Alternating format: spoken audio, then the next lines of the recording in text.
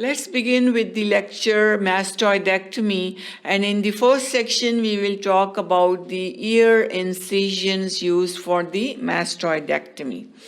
We can use the endomeatal or transcanal approach, and then we can also use endaural approach and postaural approach. So all these approaches and incisions are used for mastoidectomy. Terminology for operations of chronic ear infection. What are the different terms that are commonly used for operation of chronic ear infections?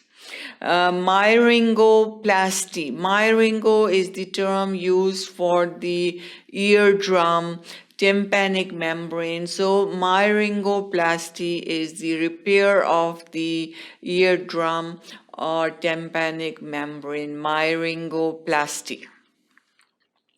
Tympanoplasty without mastoidectomy. So tympanoplasty without performing mastoidectomy, that's the other terminology used.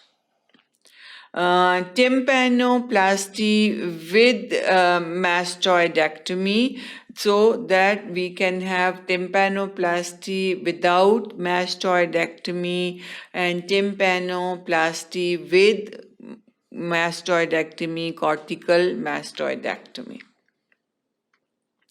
Modified radical mastoidectomy, radical mastoidectomy, meatoplasty. So all these are different terminologies used for the chronic ear infections or terminologies for the operation of chronic ear infections. So meatoplasty, mastoid obliteration. So all these are different terms used. We have myringoplasty, tympanoplasty with mastoidectomy, without mastoidectomy, cortical mastoidectomy, radical mastoidectomy, modified radical mastoidectomy, then we can do meatoplasty, and then mastoid obliteration. Endomeatal or transcanal approach. So endomeatal and transcanal approach here, this is the first incision, which is vertical and near the annulus, 12 o'clock and 6 o'clock positions. First incision, and then the second incision, which is the curvilinear, 5 to 7 millimeter away from the annulus to meet first incision. So endomeatal or transcanal approach, we have one incision which is vertical near the annulus at 12 o'clock position, then other is curvilinear to reach the first incision 5 to 7 millimeter away from the annulus. Used to raise a tympanomeatal flap in order to expose the middle ear.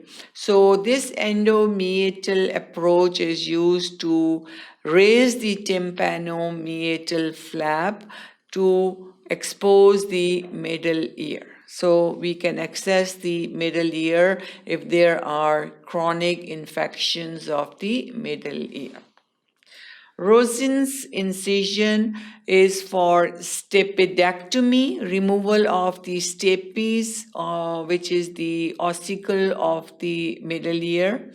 Require meatus and canal to be wide enough to work. So that's why this approach is used, transcanal or endomeatal approach. So we need the big space, big canal to access and to perform the procedure. So that's why this approach is used. Endomeatal and transcanal approach, two parts. We have a small vertical incision at 12 o'clock position near the annulus. As I already mentioned in the previous slide, one incision is in the vertical 12 o'clock near the annulus. The other one is curvilinear 5 to 7 millimeter away from the annulus to reach the first incision. So a curvilinear starting at 6 o'clock position to meet first incision in postural superior region of the canals. 5 to 7 millimeter away from the annulus. Posterior meatal canal skin raised in continuity with tympanic membrane. So posterior, after the incision, posterior meatal canal skin is raised in continuity with tympanic membrane after dislocating annulus from the sulcus. Steps, if still covered by postural superior overhang of bony meatus, can be exposed by removing this part of the overhang. These are some steps we are performing to expose the site of the operation. A posterior meatal canal skin is raised in continuity with the tympanic membrane after dislocating annulus from the sulcus. Steps, if still covered by postero-superior overhang, then we should remove the overhang to expose the steps. Also used commonly after exploratory tympanotomy to find cause for conductive hearing loss. So this approach is also used to find the cause of conductive hearing loss. Inlay myringoplasty, ossicular reconstruction, then end-oral approach.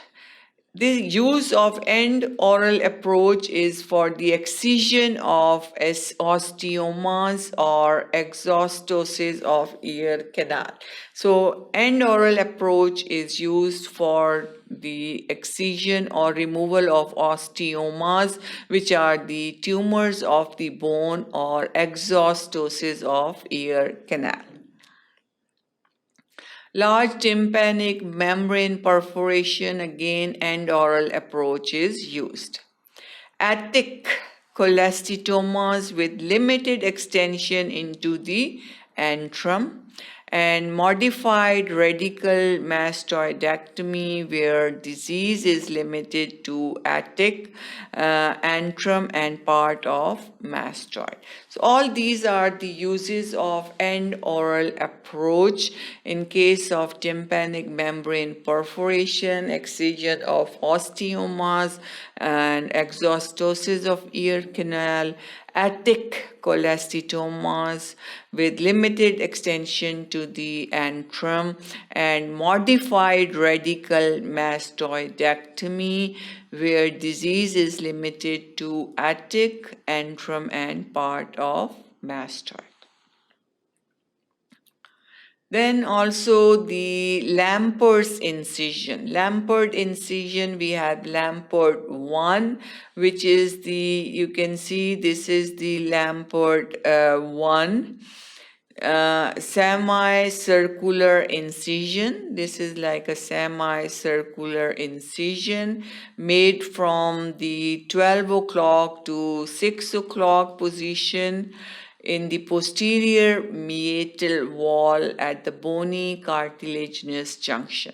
So Lampert 1 here, semicircular at the bony cartilaginous junction. Then we have Lampert 2, which is starts from first incision at 12 o'clock, passes upward in a curvilinear fashion between the tragus and crus of the hallux. It passes through incisura terminalis, does not cut the cartilage. Both mastoid and external canal surgery can be done. So, Lampert 1, Lampert 2, same like we talked about the other incision before. It is at 12 and 6 o'clock position. One is semicircular, the other is curvilinear between the tragus and the crus of hallux. Does not cut the cartilage. Both mastoid and external canal surgery can be done with this incision. Postaural or Wilde's incision starts at highest attachment of the pinna. So at the highest attachment of the pinna, this incision starts. You can see the highest attachment of the pinna. Follows curve of a retroauricular groove lying 1 centimeter behind it, ends at the mastoid tip. So mastoid is the bone at the back here, and then it starts from the highest point of the attachment of the pinna and ends at the tip of the mastoid. That's the all postaural or Wilde's incision. That's the Wilde's incision. In infants and children up to 2 years of age, this post-oral incision is given. Mastoid process is not developed in these patients. Facial nerve lies exposed near its exit. Incision is slanting posteriorly, avoiding lower part of the mastoid.